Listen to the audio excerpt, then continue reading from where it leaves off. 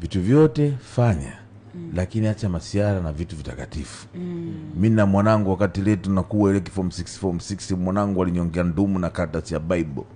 Alifanyaje? Alinyonga ndumu na karatasi ya Bible ile. Ndumu ndo nini?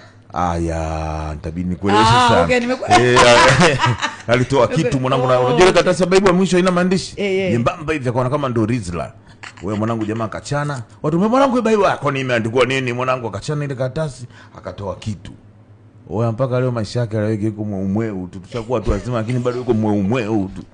Kwa hiyo usifanye masiara na mambo ya matakatifu. Kuna watu mtu anatongoza pisi mwanangu anaegemeza kwenye ukuta wa kanisa anapiga nao story nini, mguu kakanyage kwenye ukuta wa kanisa.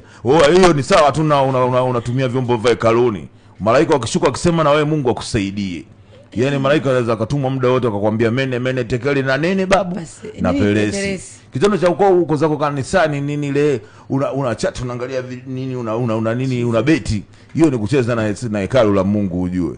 Ni miayusho. Mene tekeli na pelesi.